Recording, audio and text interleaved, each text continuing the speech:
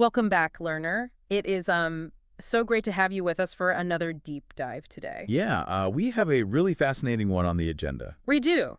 And at first, this topic might sound incredibly niche, but I promise you it unfolds into this wild, surprising story about who we are.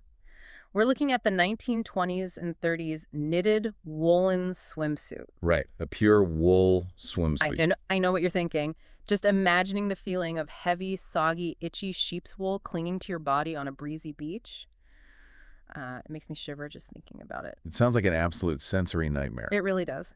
But we have an incredible stack of sources today. Specifically, we are looking at a 2025 PhD thesis by Pamela A. Brook. From Nottingham Trent University. Yes, exactly. And our mission for you today is to uncover how something as simple as a knitted piece of swimwear became a powerful symbol of modernism, a tool for public health, and a glaring spotlight on class division. It really is a remarkable piece of material culture. And Pamela Brook's thesis does a brilliant job of unpacking it. To understand why a swimsuit mattered so much to society, well, we have to set the historical stage. The interwar period, right? Exactly. We're looking squarely at those restless decades between the First and Second World Wars. Society at this time is fundamentally traumatized. The physical toll of the war was just massive. It was. Millions were injured, and across Europe, there was a tremendous underlying societal anxiety about the broken, vulnerable human body. So in response to that trauma, a massive culture of health, hygiene, and fresh air emerged. Like a push to get people outside. Right. In the UK, the government essentially went on an absolute building spree. Between 1930 and 1939, they constructed around 180 outdoor swimming pools and lidos. Wow, 180 in just a decade. Yeah. They were actively promoting swimming not just as fun, but as a vital democratic exercise to fix the broken body and build up the health of the entire nation. Okay, let's unpack this, because calling swimming a democratic exercise is a really bold claim for a government to make. It is a strong statement. It implies that everyone, regardless of who they are, has equal access to this new vision of health. But I was looking through our notes on the fashion of the time, and the physical reality of what people were wearing seemed to be changing at lightning speed. Very true. Just before the First World War, bodies were completely hidden, weren't they? Exactly. During the Edwardian period, the dominant fashion mandated that the body be concealed and reshaped. Women's fashion featured soft outlines, rigid corsets, emphasized curves, and just yards upon yards of heavy fabric. So the natural shape of the human body was something to be tamed. Tamed and covered up. Hmm. But as we move into the 1920s, that completely shatters. We see a massive shift toward a streamlined, almost androgynous look. Stripping away the Edwardian artifice. Yes, driven by designers like Coco Chanel and Jean Patou. They championed these incredibly sleek, figure-hugging jersey knits. Suddenly, the ideal body wasn't hidden under layers of petticoats. It was visible. Highly visible.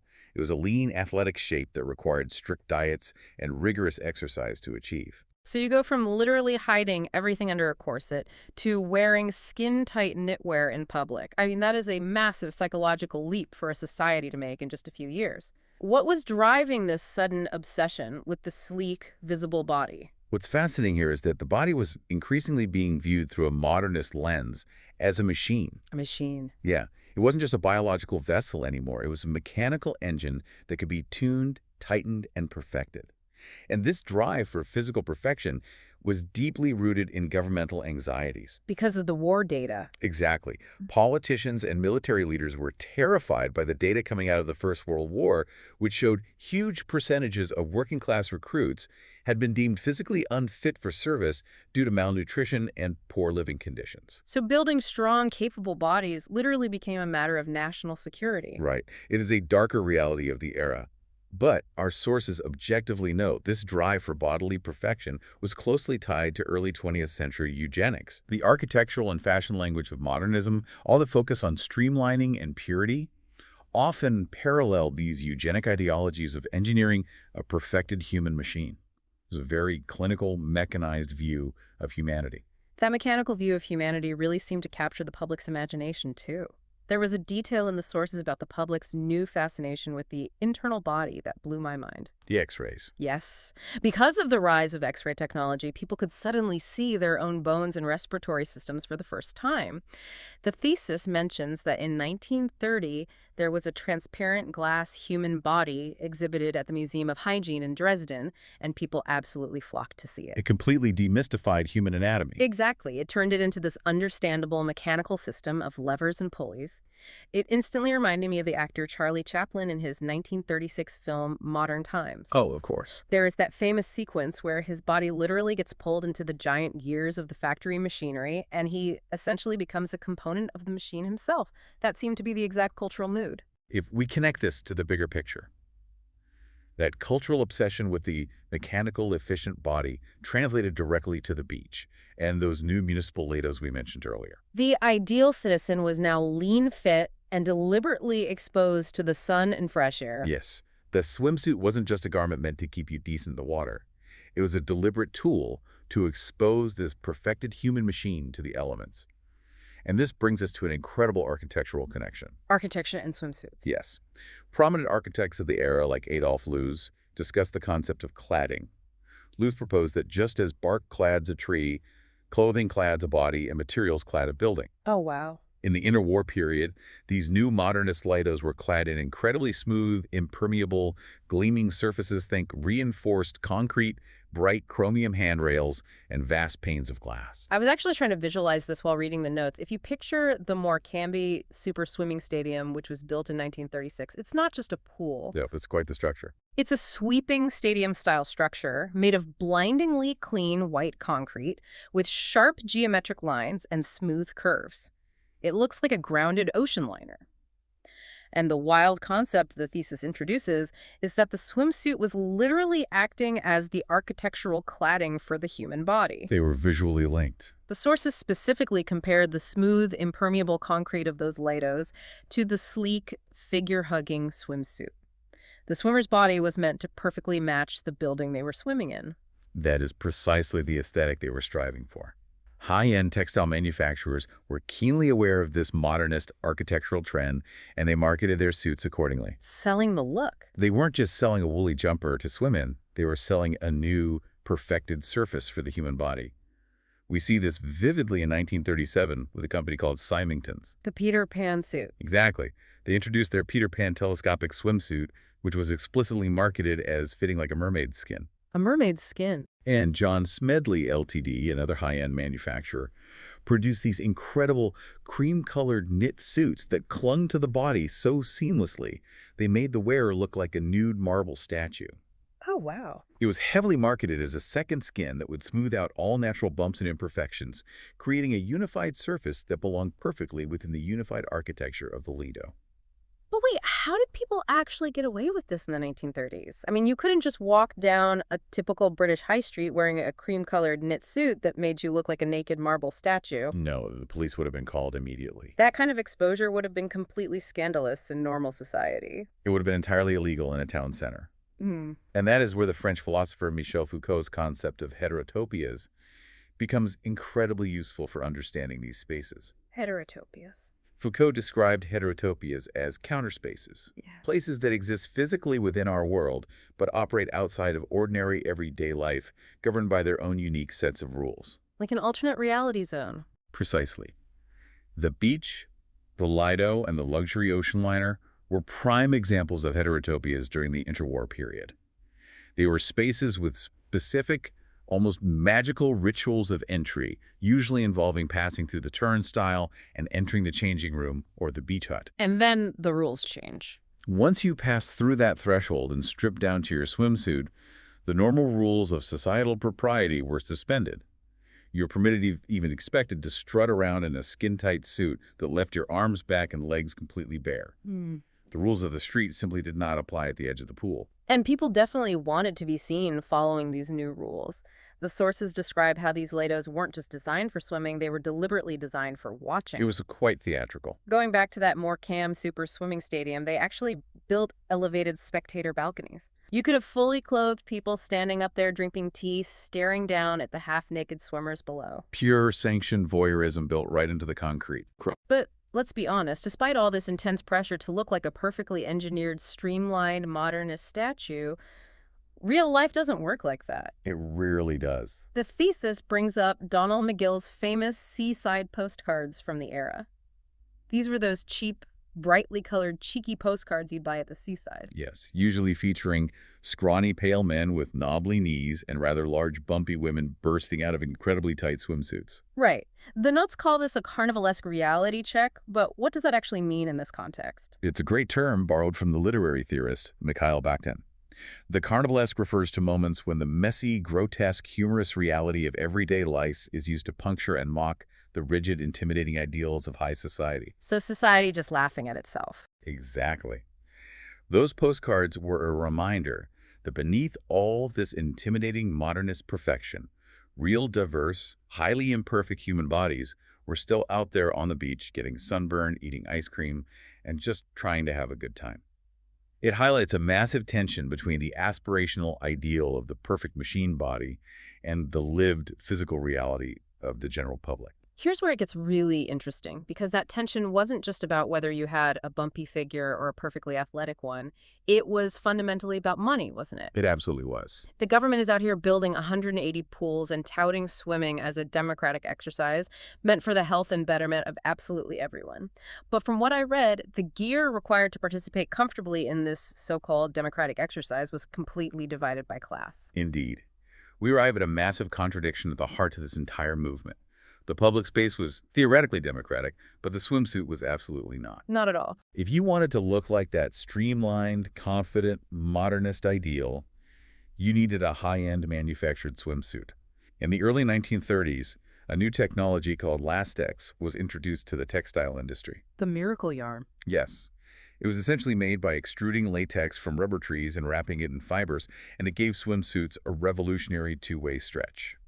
It allowed the suit to hug the body, tightly snap back into place, and maintain its shape, even when completely soaked in water. But the notes mentioned a massive price gap here. How much did one of these miracle elastic suits actually cost compared to what a normal person was making? The difference was staggering. A manufactured high-end lastex suit cost between 25 to 30 shillings in the 1930s. Okay. To put that into perspective, a working-class waitress at the time earned roughly 20 shillings, which is £1 for an entire grueling week's work. Wow, so she would have to hand over her entire weekly pay packet and then some just to afford a single swimsuit. When you factor in rent, coal, and food, it was mathematically impossible for working-class citizens to afford these high-tech garments. So if you are a working class family and the government is telling you to go to the new local lido for your health, but you can't afford the lastex suit, what exactly are your options? You had to make your own. The working-class alternative was found in the pages of domestic magazines like Woman's Weekly or Home Chat. Knitting patterns. Yes. These publications provided cheap knitting patterns so women could make their own swimsuits at home using standard pure knitting wool. The yarn companies absolutely capitalized on the modernist desire for glamour. Like the Crocus brand. Yes, Crocus ran aggressive advertisements promising that their pure wool was non-shrink and would provide the exact same Vogue-level chic elegance as the expensive manufactured suits. They were essentially selling the dream that with a few knitting needles and some cheap wool, you could knit your way right into the modernist elite. And this brings us to what might be my absolute favorite part of Pamela Brook's entire thesis. The ultimate aha moment where she puts this dream to the test. She didn't just sit in a library reading old magazines about these swimsuits. She actually recreated them to see how they functioned in reality. Can you walk us through how she did this? It is a phenomenal example of experimental material cultural analysis. Brook meticulously knitted a replica of a high-end 1930s manufactured lastex suit using the same structural techniques. Okay. Then she knitted a working-class homemade pure wool suit using a vintage 1930s Woman's Weekly pattern. She didn't stop there. She took real swimmers, dressed them in these recreated suits, and went to the historic New Bath Hotel pool in Matlock to physically test them in the water. That's dedication. She wanted to observe exactly how the material properties of these garments behaved when subjected to the physical realities of swimming. I was trying to imagine being one of her test subjects at that Matlock pool. The sensory details described in the research are just wild. When they jumped in the water, the recreated manufactured lastex suit apparently performed beautifully, just snapping right back into shape. But that home-knitted pure wool suit, it sounds like an absolute catastrophe. A catastrophe is the perfect word for it. The laws of physics completely shattered the yarn company's marketing promises. Pure wool absorbs a tremendous amount of water. It acts like a sponge. Heavy. Extremely heavy, Without the elastomer stretch of lastex to snap the garment back into place, the sheer weight of the absorbed water dragged the knitted wool down continuously. The thesis actually quotes an account from a historical interviewee who vividly remembered the trauma of wearing one of these homemade suits as a young girl. She recalled climbing up the ladder out of the pool, feeling the sheer weight of the water, pulling the shoulder straps down, and realizing she had a plunging neckline down to her ankles. Can you imagine the horror? Picture this, learner. You are at this packed, glamorous, modernist lido. Dozens of fully clothed people are watching from the viewing balconies, and your heavy, waterlogged wool swimsuit is literally drooping down to your knees. And the sources also talk about how the leg holes would stretch out immensely. Right. And if you were at the beach, the baggy wool would collect heavy, scraping pockets of wet sand that were agonizingly uncomfortable. It sounds deeply humiliating. This raises an important question about the true nature of this era's social policies. The knitted swimsuit wasn't just a piece of itchy fabric. Brook's experiment definitively proved that the physical material properties of the garment actively undermined the government's grand claims of democratic equality. Because modesty and reliability were bought. Exactly. Body confidence in these public heterotopias was evidently only available to those who could afford to buy it.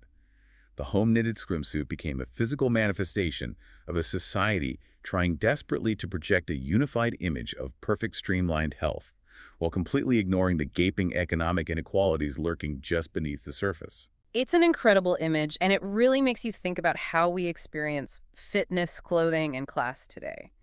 I want you, the listener, to think about your own life for a second.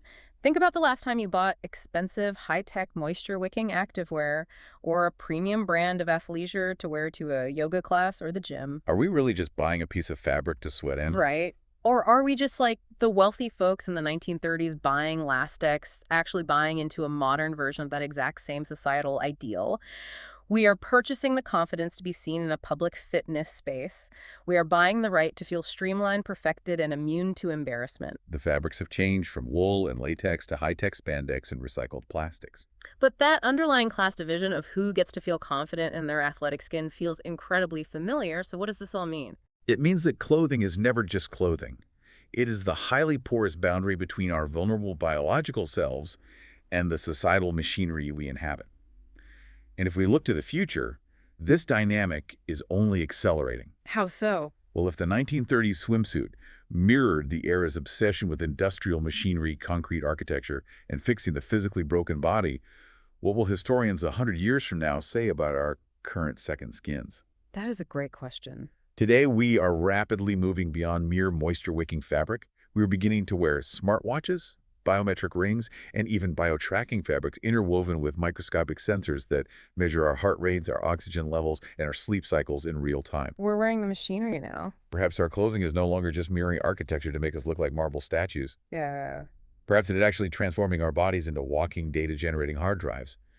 We are quantifying the human body to a degree the 1930s idealists could only dream of. That is intense. But this leaves us with a profound dilemma. What happens to our personal privacy and our fundamental humanity when our clothes actually know more about our physical flaws and internal vulnerabilities than we do ourselves? Yeah. That is a deeply unsettling but brilliant thought to end on. From a saggy, sand-filled wool swimsuit to data harvesting biometric shirts, it seems the quest for the perfected body never really ends. It just gets a massive technological upgrade. Learner, thank you so much for joining us on this deep dive. We hope you'll never look at a swimming pool, a concrete building, or your own premium gym clothes the exact same way again. Keep questioning the everyday objects around you because, as we've seen today, there is always a much deeper story hiding just beneath the surface. Catch you next time.